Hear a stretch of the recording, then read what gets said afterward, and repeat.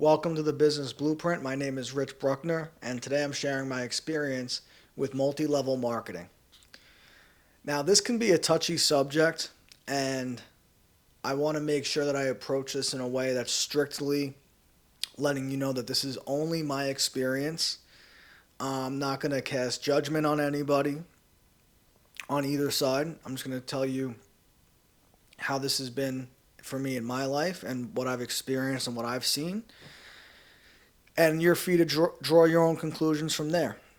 In my life, I have crossed paths with a lot of multi-level marketers, a lot of MLMs, and over the years, I've seen them market themselves in different ways. Before multi-level marketing was the preferred term of usage, I remember it being referred to as direct marketing, and the other one that I remember I used to see all the time was network marketing. There were all these different terminologies that have been used over time, and I've seen a lot of different companies that utilize these strategies. The first time I could remember it, a good friend of mine in high school, his older brother came home with these catalogs, and he had all these products that he was selling, and this was about 2005, 2006. He was explaining to us how, well, my friend was kind of joking and said, yeah, Joey thinks he's going to get rich selling toilet paper. And, you know, we all had a little bit of a laugh. And then, Joey explained to us that he met a guy who was good friends with somebody who retired very young and made all this money, and this is how they did it. And he said, I don't have to sell anything. I just have to get my friends and family to redirect the way that they shop and to just buy things that they already need to buy anyway, but just buy it from me instead of going to the supermarket. And, if that in and of itself was enough to make you money, then God bless it. It sounds like a great idea.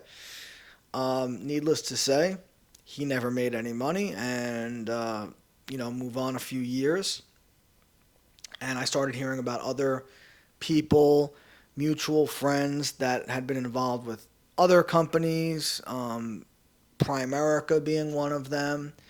And I remember he basically cut off all of his close friends that he'd known for his whole life and claimed it was because they didn't understand and they weren't supporting his business. And his new friends at Primerica understood him and supported his dreams and his goals.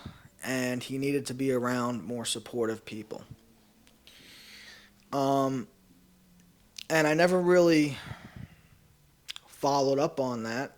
But I know for a fact the guy's not driving around in a Lamborghini. He's not retired. Now, these are all anecdotal things, people that I saw growing up that gave me a certain preconceived notion about what network marketing was. And fast forward a little bit longer in my life, and one day I had started to make a decent amount of money, and I started to look into ways to make more money. And somebody had recommended a book by Robert Kiyosaki called Rich Dad, Poor Dad. And this wasn't recommended to me by a guy who was pitching multi-level marketing to me. This was a guy in my office who just thought this was a good book to just have a little bit of financial literacy.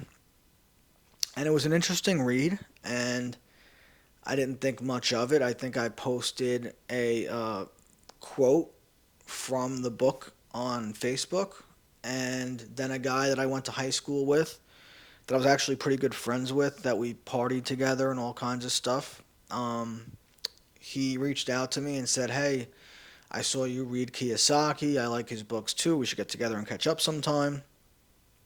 Let's go grab a coffee or something. Because he knew I was sober at this point too, so it didn't feel weird to me that he was like, let's catch up over coffee and not let's catch up over a beer. So we met at like a Starbucks, and he had he was dressed more, I guess you could say, business casual than I was. I was in a t-shirt, he was in a button-down shirt and you know, like khakis and whatever. So right away I was like, this dude's like overdressed compared to how he normally just walks around. And and he like insisted on paying for my coffee. We sat down 5 minutes just catching up about what I was doing, what he was doing, and his story was like, now looking back on it, it seems like it was a little bit rehearsed because it sounds like a very similar spiel to what other people in multi-level marketing have given me over time. But I'll revisit that after. So he starts just getting into how he owns his own business now, and he's planning to retire by the time he's 30. Keep in mind we're about 24 at the time. He's planning on retiring by the time he's 30 because he met a young successful couple who are multimillionaires that retired at 30 through this business that they're mentoring him in, and he's got this amazing group of mentors that are teaching him how to attain financial freedom and how to create passive income. So the word passive income is used a lot. He goes on to tell me all about this couple and their names, and I'm not going to share their names because these two names are in my region, Long Island, New York. These two people are the top of the pyramid in the largest multi-level marketing business that I know of. And I don't care. I'll just say it's Amway. And Amway is a company that's been around for a very long time. People that sell Amway love to share the history of Amway, and they really like to use Amway's business success as a reference for their own success and in the side of the business that they're selling. And the way that they do that is they'll tell you, look at the Amway Center in Orlando, Florida. They have to be a legit company to own a sports arena. They'll talk about how long the company's been in business, and basically the point of giving you all this background is to give you a sense of security in the fact that you're dealing with a legitimate business that's been around for a long time. Just because a business can be wildly successful does not mean that the people at the bottom of the pyramid or the bottom of the totem pole, however you want to put it, are all going to be independently wealthy. Think about McDonald's. Of course, the owners of the franchises make a lot of money, and the people high up in corporate make a lot of money. But the people that are flipping burgers and working the cashiers are not making a lot of money. The people that are actually selling those burgers to the consumers are not independently wealthy. They don't have passive income. And, that's kind of the way that I see the people that are out promoting Amway. And it doesn't have to be Amway, but any multi-level marketing business. And the chances of you being a cashier and working your way to the top, while it is possible, it is highly improbable. Let me just get back to the story so I could tell this chronologically. So he tells me this whole thing about this couple, and they've made millions of dollars. They retired when they were 30, and their names are this and this, and they're married, and blah blah blah. And he's got all these mentors, and he's like, this really, they're willing to take a couple of other mentors on, but only by referral. And I can't guarantee that they'll mentor you, but I can introduce you. And this way, once you guys meet, they can see if you're a right fit for the mentorship program. All right, so this is a very clever sales tactic. And from the beginning, let me break down what do I mean by it's a clever sales tactic. The reason why it's such a clever sales tactic, so when I first started doing sales, I read a book called Pitch Anything by Oren Klaff. I'll put the link in the description. But he talks about how he's raised hundreds of millions of dollars in venture capital. And the first thing he talks about is the reptilian brain that human beings have, and that the human brain identifies threats, and one threat being somebody trying to sell you something, trying to get you to part ways with your money. Your body goes into fight or flight when you sense that somebody's trying to sell you something. So what Oren Klaff describes is that when he does a sales pitch, before he even gets into the pitch, as a way to start building rapport, is he'll tell a story.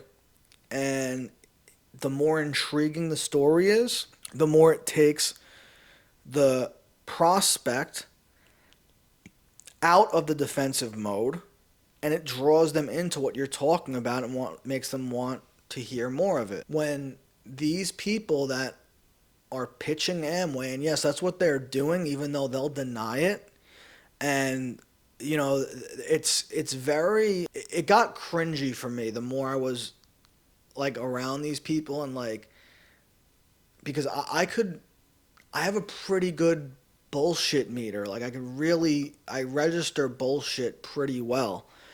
And because I've been around bullshit artists in a lot of my life. So, like I'm in recovery, I'm sober, but I was around drug addicts who lie like rugs just to live every day. So, needless to say, like manipulation is something I'm very familiar with. So, when I got into a room, spoiler alert, I went along with going to one of these meetings to see if I was a good fit for them, which is another tactic because they're making you qualify yourself to them when meanwhile they're trying to sell something to you. And it's another thing that salesmen like to do, which is when they get you on the phone, they say, well, let's sit down and see if you would be a good fit for us. Let's see if we could even help you, because then they make it seem like I'm the one doing you a favor here. Let's see if why don't you qualify yourself and try to prove to me that I can help you? So it's like they're basically they're making themselves into the prize by saying, I'm not even sure if they're going to be able to mentor you. I'm not promising you that, but I can get you into the room because now you feel like you want to prove yourself to these people that are going to be doing you a favor if they grace you with their mentorship. Okay? And it makes you feel special when they inevitably say, yes, we will actually mentor you. I'm curious, write in the comments if you know of anybody who's ever gone to a multi-level marketing meeting where after it was over with, they said, sorry, we're not going to mentor you, or sorry, we're not going to let you take part in this multi-level marketing program, because I've never heard of that happening. So my point being is that telling a story that intrigues you, the story being about this young couple that retired at 30, they became multimillionaires with passive income. I mean, it sounds like a dream come true. Anybody hearing this story, especially somebody in their early 20s who's ambitious, who like literally is hearing the story of their dreams coming true, and now you have somebody who's an acquaintance of yours or a friend in a lot of cases, sometimes family members, telling you, hey, I actually met somebody who's literally living your dream come true, and I might be able to get you to sit in a room with them and have them teach you exactly how you can have what you want in life.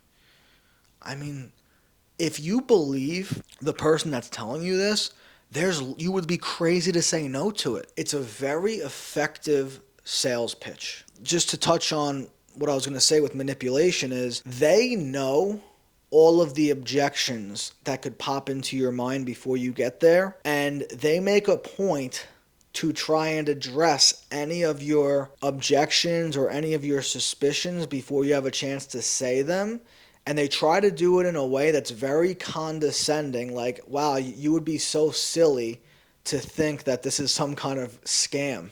You would be so silly to think that this is a pyramid scheme. They address all of your concerns like, how could this be a pyramid scheme? We actually have products that get sold. So it can't be a pyramid scheme. Like they almost like try and make you feel stupid for thinking that there could be something fishy going on here. And they tell you, oh, people are going to tell you that this is a pyramid scheme and that you're never going to make money, and that's just because they're jealous and they don't want to work hard to get the results.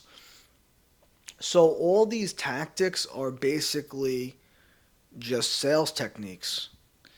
And the one that I have the biggest problem with, I really don't have a problem with any of them other than the fact that they try to deny that they're selling something. I think that's the most misleading part of what they're doing. The fact that they're sitting there telling you, like, no, we're not selling you anything, we're not making money off of you, it's very dishonest, because you're clearly, everything that you're doing is a technique of persuasion that can be found in any of the major books on sales psychology that exist in the world. Like, all these principles are listed in several books about sales, and they're blatantly lying by saying that they're not selling anything. That's what I dislike the most about it. If you were straightforward in saying that, hey, listen, the way that you make money here is that a lot of people have to sign up under you, and a lot of people have to sign up under them, and a lot of people have to sign up under them, and so on and so on and so on until you have enough people underneath you generating revenue for you to turn a huge profit. Now I'm going to get to the part where it gets to be sus. It starts to get really suspicious because I'll just, continue chronologically telling my story. So I went to the first meeting. I saw all these people. Like, I got really sketched out about the people that were saying, we're not selling anything. The guy on stage would make a joke about, like, how could this be a pyramid scheme? When, pyramid schemes are when you don't get anything. And then all of the people that were, like, a part of the already in Amway would start belly laughing, like, robotically. And you could tell that they were like putting on their laugh and trying to make everybody else who was still unsure about it feel like, oh wow, I'm dumb to think that this might be a pyramid scheme, because everybody's laughing at how ridiculous that would be. It could be a fucking plot for a horror movie. It was very cultish.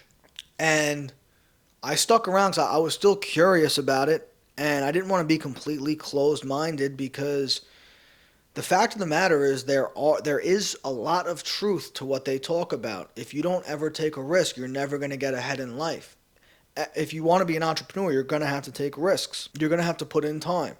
The problem is that with these multi-level marketing businesses, you're putting in so much time and so much effort for such little return for yourself that it would be such a daunting uphill battle that you'd literally be better off just taking a second job at that point and then investing money. Even if you took a minimum wage second job and worked an extra 20 hours a week and just put that money into a stock portfolio, you'd definitely be better off. It's just ridiculous. But it's the real problem is the dishonesty in the sales technique of it. That's really what it comes down to. So, and then I'm going to address, there's been three other times since my initial introduction to Amway, and for me it was Amway. It could be a lot of different multi-level marketing businesses. 3 other times that I was approached with this since then. And it's very interesting and telling the way people reacted to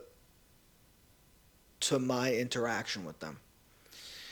So the first one, I was at the gym, LA Fitness. I just finished working out, and I'm in the sauna, and a dude in there starts talking to me about what I do for a living and I recognize him, but I'm not really sure where I know him from. And then he starts telling me the same fucking story that my buddy had told me like 2 years before about how he met this guy, or he met this couple who retired at 30, multimillionaires, passive income, almost the same fucking story verbatim.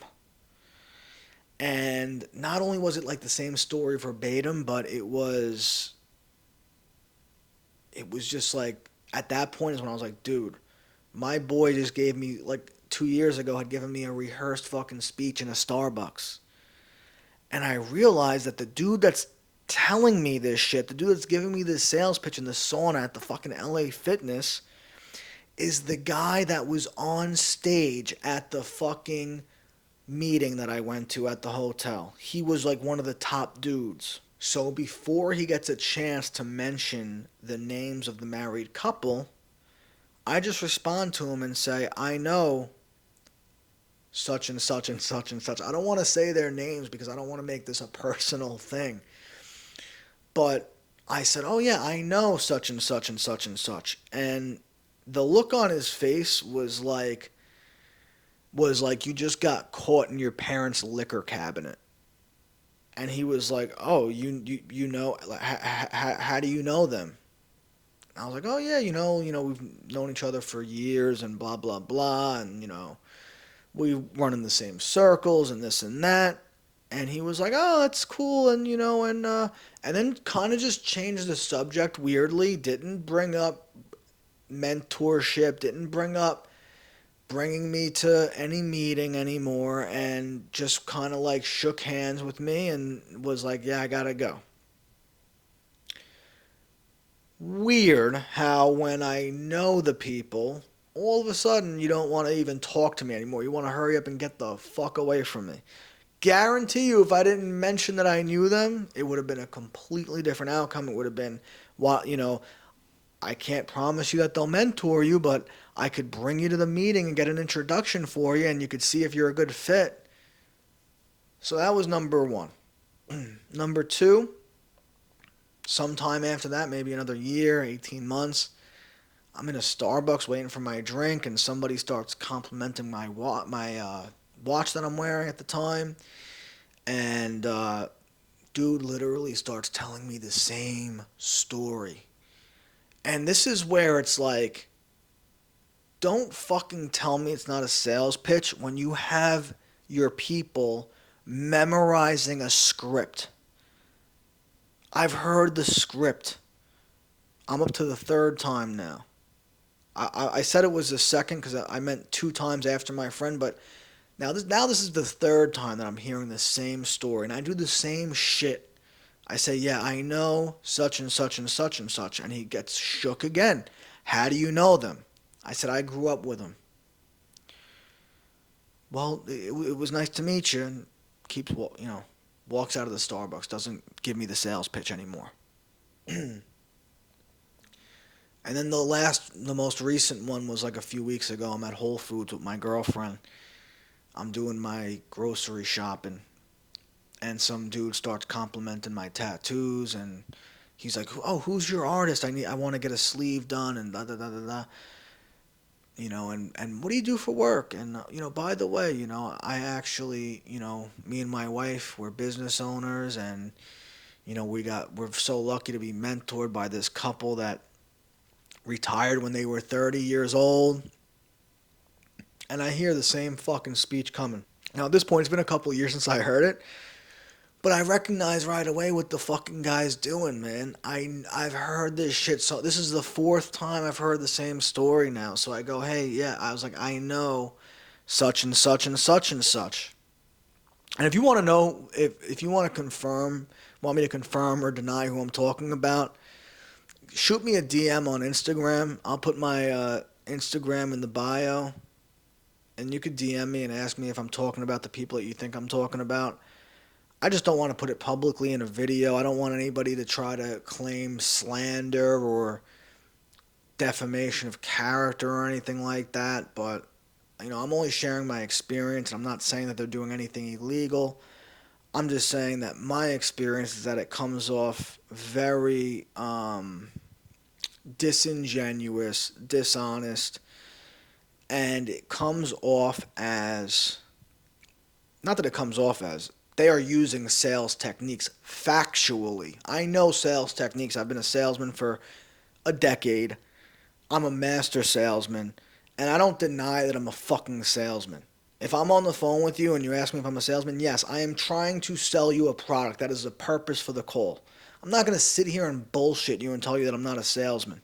And that's what bothers me about it. Don't look at me in my face and lie to me and tell me that you're not selling me something when you're using every sales technique in the book. I told him I know such and such and such and such, and the same thing. He literally looks at his wife, who's giving my girlfriend her spiel, and goes, babe, they know such and such and such and such. Let's call them, at this point, it doesn't matter. I'm almost done, so I'm not going to give them monikers now. Such and such and such and such. It sounds close. I should have said Jack and Jill or something, or fucking. I should have said John and Jane, whatever. It doesn't matter. The video's almost over now, but the point that I'm getting at is that if me knowing these people is a cause to tell your wife, hurry up, let's get out of here, like, that's a little bit weird. And it's a little bit weird, too. I'll give you another thing that's a little bit weird, is I offered some of these people, I'm in social media. I was in a social media business. I was out of it. Now I'm doing my own social media business. But I offered some of these people free help with their social media, and they were like, "Oh, we don't want to advertise what we're doing on social media because we're very selective about who we're willing to work with, and who, we don't want to waste anybody's time. We don't want to waste our time with the wrong types of people." Anyway, so the point is that my experience with these multi-level marketing groups is that the only people that are making serious money are the people all the way at the top. Everybody else is getting peanuts, and they're spending way too much time doing this. Most people just lose money. The biggest red flags are the dishonesty in salesmanship, the way that they keep on changing how they classify themselves, and the fact that when you reveal that you know the people at the top of the business, that it causes them to want to abruptly end the conversation. So that's it. That's my experience with multi-level marketing. If you have any experiences that you'd like to share, feel free to leave a comment. Let me know about it. I'm interested to see that. If you have questions specifically about my experience, again, shoot me a DM, write me an email. It's all going to be in the description of the video. More than happy to answer. Or if there's enough follow-up questions in the comments, I could do a follow-up video. This is definitely going to be at least a 2-part, maybe a 3-part video, so I guess we'll see how that works. But either way, the point is, just be careful. If when in doubt, use your gut, trust your gut. If you think it sounds sketchy, just keep walking. And make sure you like this so we could get the engagement up and get more people to see this that need to see it. Make sure you subscribe so you don't miss any future episodes of Business Blueprint. I want to keep sharing my experience weekly with you guys. And again, I appreciate you guys tuning in. I'll see you guys next week.